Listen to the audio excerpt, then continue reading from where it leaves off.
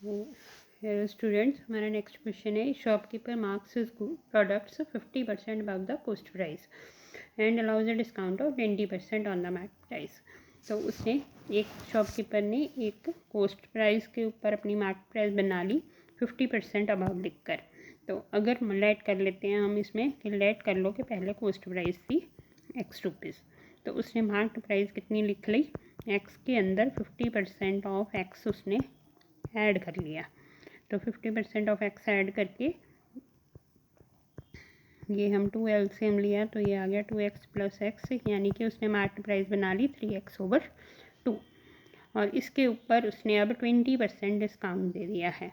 तो यानी कि कितना डिस्काउंट दिया उसने, 20% ऑफ 3x/2।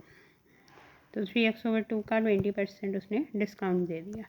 तो इसकी अब कटिंग की हमने तो ये आ गया 3x/10, ये डिस्काउंट हो गया और एक डिस्काउंट उसका 120 रुपीज़ और है। तो इसका मतलब जो सेलिंग प्राइस है वो डिस्काउंट देने के बाद कितनी हो जाएगी, पहले मार्केट प्राइस थी 3x/2, उसमें से एक डिस्काउंट माइनस कर दिया हमने 3x/10 और एक डिस्काउंट हमने माइनस कर दिया 120।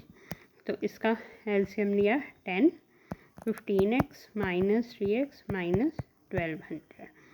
तो ये हमारा सेलिंग प्राइस आ गई डिस्काउंट देने के बाद। और दूसरी तरफ से हम एक और सेलिंग प्राइस निकाल लेंगे जो है प्रॉफिट हुआ उसको 16% ऑन द कॉस्ट प्राइस। अब कॉस्ट प्राइस थी एक्स, उसके ऊपर प्रॉफिट से सेलिंग प्राइस क्या बन जाएगी, एक्स में प्लस कर दिया 16% ऑफ एक्स। तो ये बन गया हमारा 116x/100। तो ये दोनों सेलिंग प्राइसेस को हम इक्वल रख लेंगे।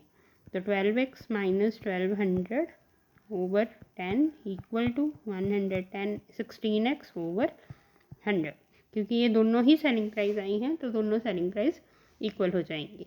तो ये 0 को कट करके ये 10 हमने क्रॉस मल्टीप्लाई किया, 10 इस तरफ आ गया, 10 × 12x - 1200 इक्वल टू 116x।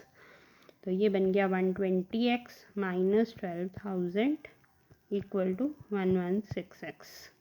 तो 120x - 116x इक्वल टू 12,000। तो अब हमारे पास आ जाएगा 4x इक्वल टू 12,000। तो x की वैल्यू आ जाएगी 3000। तो ये हमारा कॉस्ट प्राइस आ गया है 3000। तो B option is the right answer.